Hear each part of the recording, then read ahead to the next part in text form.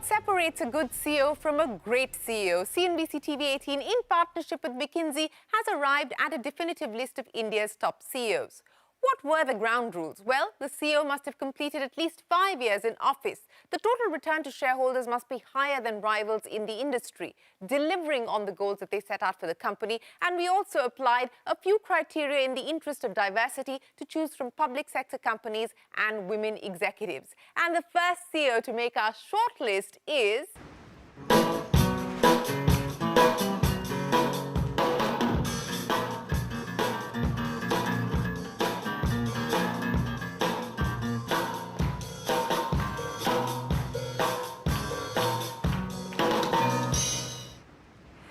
Narendran took over as the MD of Tata Steel in 2013 when the company was in danger of a collapse. Today, Tata Steel is the most profitable company in the Tata Group. In FY22, it reported a profit of over 40,000 crore rupees, which is more than the 38,000 crore rupees reported by TCS. Now, during Narendran's tenure as CEO, the total return to shareholders has grown by more than 140%.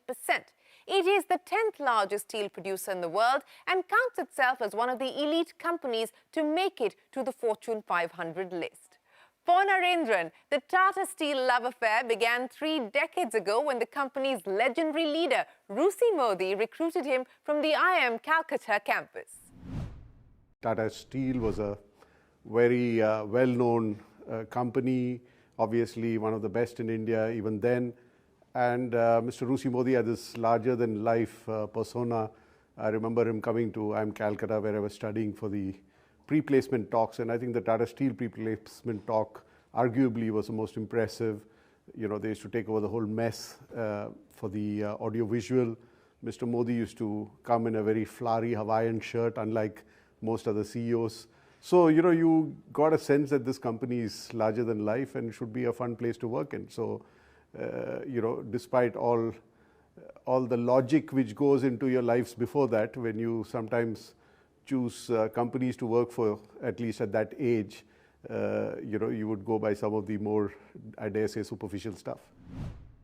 Having spent his entire career at Tata Steel, Narendran is the quintessential one-company man who has a real emotional connect with his workplace. I don't know if you know, but in Jamshedpur, we even have 6th-generation workers. You know, people who worked in the company for 6 generations. So the emotional connect between the employees and the organization is very high. So that's both good and bad in some sense, but you know, it puts tremendous pressure on leadership because you know that you're running with a legacy and you need to take it forward. When Narendran took charge as the managing director of Tata Steel in 2012, the company was in danger of sinking under the weight of its own ambitions. In FY13, it reported a loss of more than 7,000 crore rupees. The return on equity was a negative 18.4%. So in 2013, when I took over, we were actually going through a very, very challenging time. You know, the MMDR Act was coming in. There were Supreme Court judgments on the mining activity that we did and that everyone else did. And a few months after I took over, all our mines were closed. Now, Tata Steel, for over 100 years, has always mined its own iron ore and got its own iron ore from its mines. And suddenly we had to deal with a situation where a critical raw material had to be imported. And, you know, so that was a hugely challenging task because our logistics, our supply chains were not geared up for it. We didn't want to lose production. So we went through a very challenging time. Then on the next year after that, we had dumping of steel from China. So one after the other, we had a very few tough years soon after I took over. And I think I look at a crisis always as an opportunity because that kind of focuses everyone on the need to change and to keep reinventing oneself. In 2001, Tata Steel had a single plant in Jamshedpur. It was ranked 55 among global steel companies. It was not a force to be reckoned with. But under the leadership of B. Muthuraman, Tata Steel embarked on a massive expansion spree. By 2013, it had steel plants spread across Southeast Asia, Europe, and the United Kingdom. Now, the purchase of Chorus, a $13 billion acquisition in the UK, turned into a millstone around the neck of whoever came next to lead the company.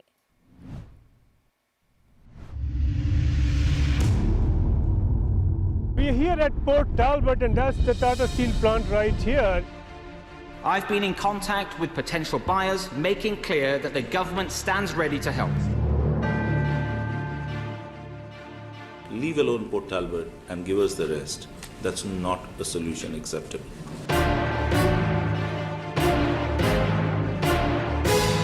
Government policy on steel under review, changes on the cards, but they will come too late for Tata.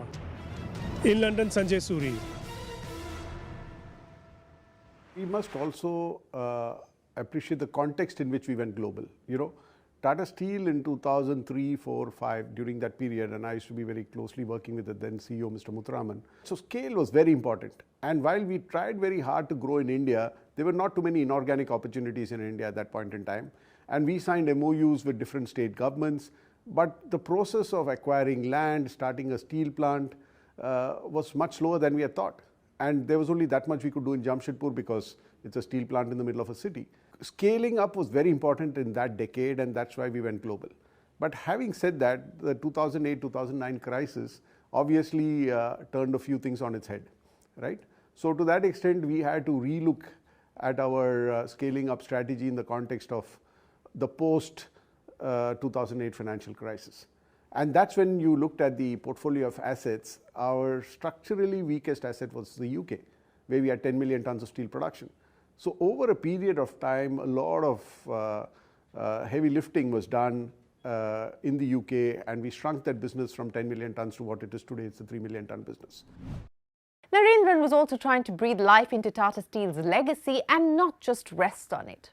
I have quoted one of the academics from the US, Professor Vijay Govindarajan, who once said that a company which only talks of its past has no future.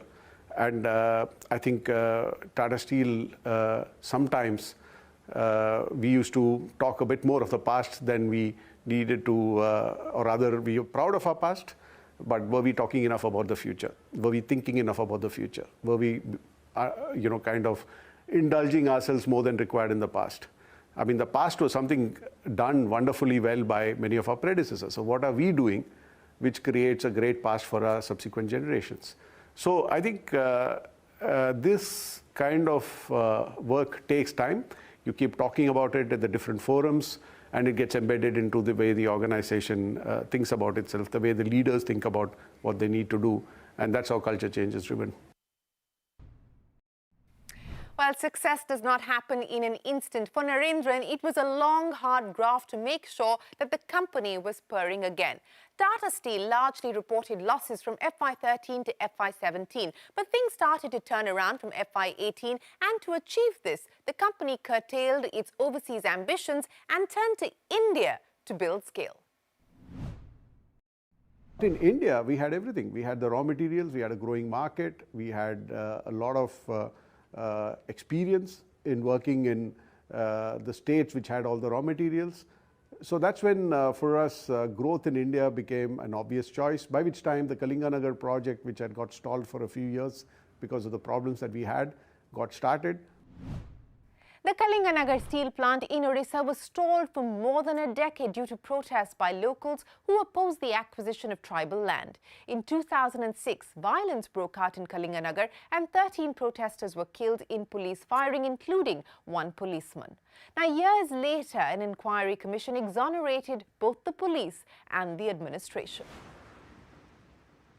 So the focus was to complete the Kalinganagar project, which we did by 2015. And we had enough land in Kalinganagar to really grow from the 3 million tons that we are today to about 16 million tons. So we are moving from 3 million to 8 million there. In the meanwhile, Jamshedpur had also grown. We had grown it to 7 million tons and then to 10 million tons. But today, when we pursued the inorganic growth opportunities, because in the last 4 or 5 years, those opportunities came our way, thanks to the IBC. IBC, the Insolvency and Bankruptcy Code, came into force in 2016. Highly leveraged stressed assets were taking a toll on India's financial system and the economy. Now, this law provided a new lease of life to save a business as a going concern through restructuring the debt and changing the ownership. And Tata Steel could smell an opportunity and went on a shopping spree. In 2018, Tata Steel bought Bhushan Steel through the IBC process for a little over 35,000 crore rupees. Usha Martin was next, a 4,500 crore rupee acquisition that Tata Steel did in 2019, and in 2022 it acquired Neelachal Ispat for about 12,000 crore rupees. We were the first off the block with Bhushan, and we had done diligence on all the assets. We saw that that was a great asset, and we were willing to bid aggressively for it, which we did, got it, and within 2 years turned it around. And we've done similarly in Neelachal. Within 3 months of acquiring an asset which has been closed for more than 2 years, we've started production this month. So within 3 months of acquiring the asset, we started production. So I think we have the capability to turn difficult assets around, get the most out of it. We have a very well integrated value chain from iron ore mining to coal mining to very value added products. And the Indian market is growing. And India has a long way to grow. And over the last few years, the focus on infrastructure is really going to increase the steel intensity of growth for India.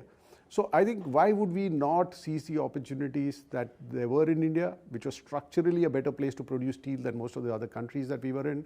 And we had great assets with us. And today, with the assets that we have in our portfolio in India, between Bhushan's plant, which is in Meramandali or Angul, the Neelachal plant in Kalinganagar, our own plant in Kalinganagar and Jamshedpur, we can expand to 40-45 million tons. While the stock markets waved a thumbs up to the acquisition of Bhushan and Usha Martin, the purchase of Neelachal Ispat at over 12,000 crore rupees did raise a few eyebrows. So if you look at Neelachal as a 1 million ton steel plant for which Tata Steel has paid 12,000 crores, obviously it looks very expensive. But we didn't pay 12,000 crores for a 1 million ton plant. We bought the Usha Martin plant for 4,000 crores. That's 1 million tons, right? The reason why we paid 12,000 crores is Neelachal is sitting on a 2,500 acre plot of land. You can make 10 million tons there. And we know how difficult it is to acquire 2,500 acres in India, right? And this is next to our Kalinganagar site. It's just across the road. So together we have 6,000 acres of land now in Kalinganagar, which means we can grow that site to 25 million tons, right? That's extremely valuable because you cannot create a 25 million ton steel plant in India anywhere so easily, right? And if you look at it globally, steel plants who are most competitive are ones which have a scale in that range, 15 to 25 million tons. We shouldn't have a collection of 5 million or 10 million ton plants. We need to have fewer sites which are at this size, then you can leverage the scale. With new acquisitions in the bag, Narendran had the task of integrating them into the Tata Steel family. That and more coming up after this short break on the winning mindset, the CEO Guidebook.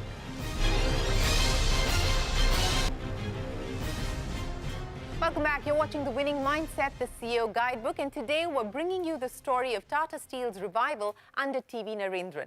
Now, when Narendran took over, Tata Steel had an overall capacity to produce less than 7 million tons per annum at its Jamshedpur plant. Today, after several acquisitions and brownfield expansion, the total capacity stands at 34 million tons per annum. A lot of it is thanks to successful integration of assets that were acquired. We are very careful about the people that we resource these assets with. We want to find a good blend of people who can go from Tata Steel, be good ambassadors of Tata Steel, be good leaders there.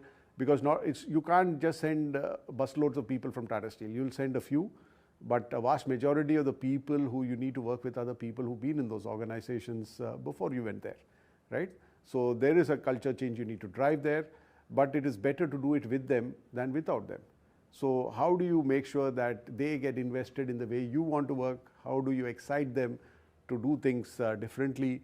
And how do you take them along? And I think so you need to send very mature leadership to these organizations who can not only work with the Tata Steel people, but also work with the teams who were there locally before we went in. We also make sure that there's enough support provided by all parts of Tata Steel. We look at collaboration as a very important part of leadership qualities. So you cannot have a situation where somebody from one site doesn't support somebody from another site. We don't look kindly at people who don't want to move from one side to another, or bosses who don't want to release people to move from one side to another. So the whole organization galvanizes itself around this, and it's taken as a collective job. You may have a local CEO and a local leadership, but everyone takes it on as their responsibility because it's Tata Steel's reputation which is at stake. So I think it's a very strong part of a culture, and which is, so the softer elements are very strong. Well, another feather in Narendran's cap is the way that he's cut down the company's debt. Tata Steel was saddled with a net debt of more than 1 lakh crore rupees. Soon after the outbreak of the COVID-19 pandemic, Tata Steel embarked on a mission and reduced its debt by nearly 50,000 crore rupees in 7 quarters. And even as it was tightening its belt, Tata Steel continued to pay dividends to shareholders and announced a stock split as well. Tata Steel has always been a very cost-focused company. Okay, if you go to any of our operating sites, we really look at costs at a great level of detail.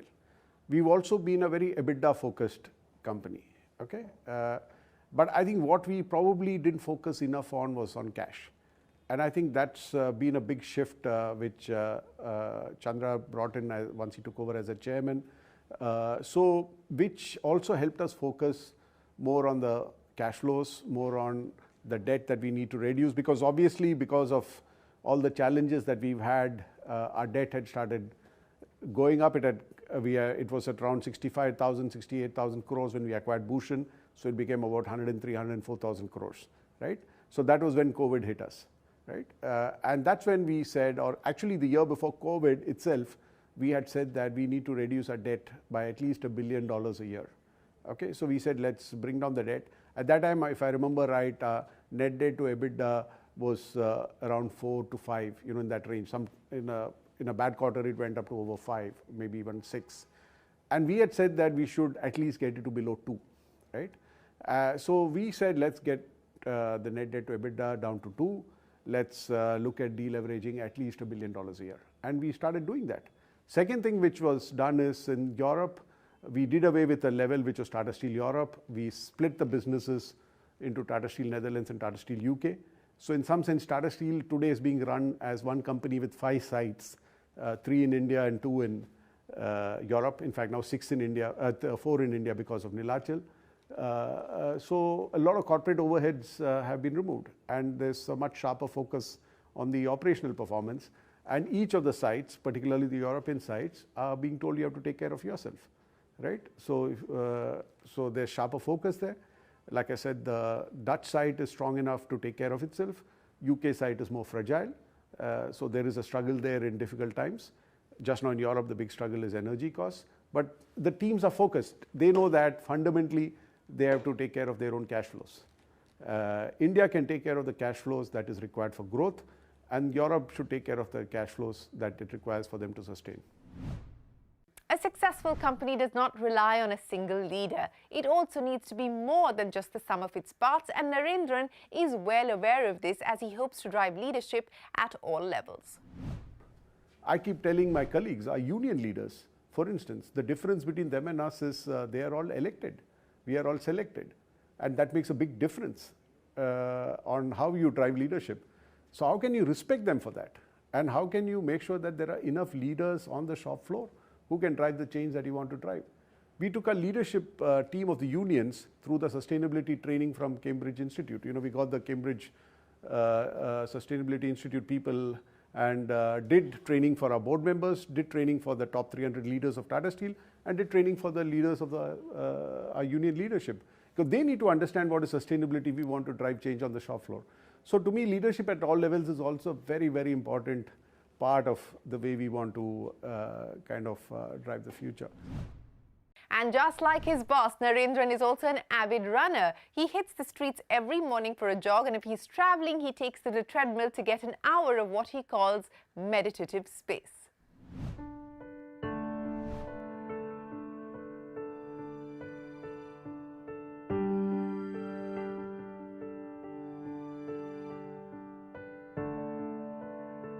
Yes, I also run pretty much every day, but Chandra runs 4 times as much as I do. So he runs a full marathon, I run 10K. So that's a big difference. But yes, it's a very important part of my day, my mornings, that 1 hour, 1.5 hours. If I'm traveling, it's on the treadmill.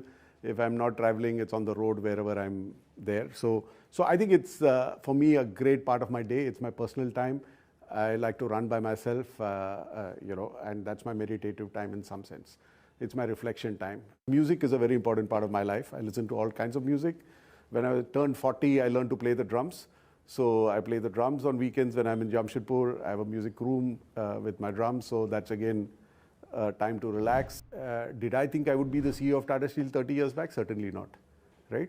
But you grow into the job, right? So to me, everyone has a potential, and you need to help people realize their potential by sometimes throwing them into the deep end, by talking to them, helping them, giving them feedback. That's also a part of helping them realize their potential, because sometimes we don't have the difficult conversations that are important, right? You cannot develop somebody by just having nice conversations with them. So there are a bunch of things that you need to do, and I think if we've developed a whole bunch of leaders like we always have, and left Tata Steel much stronger. I tell all my colleagues, in these organizations, you're running with the baton, right? It's like a relay race. So somebody gave you the baton, you're running with it. Your job is to make sure that you hand over the baton of an organization which is stronger than what you inherited. Narendran has set Tata Steel on a path to growth, but he's not basking in all the glory just yet. There's a long way to go. There are many parts of Tata Steel who have a lot of work to do. There are many parts of Tata Steel who are doing a wonderful work. So everyone knows, and it's not something that if you're excellent today, that it's guaranteed that you'll be excellent forever, right? So that keeps people on their toes. I think nothing is impossible. I mean, that's the way I look at it. It's just a question of being prepared for it and working on it, and we can make things happen. Well, nothing is impossible, and that is the story of Tata Steel under TV Narendran. And that brings the curtains down on the second episode of The Winning Mindset, the CEO Guidebook. We will see you next time with the story of another trailblazer from the world of business. For now, from all of us here on the team, goodbye and thanks for watching.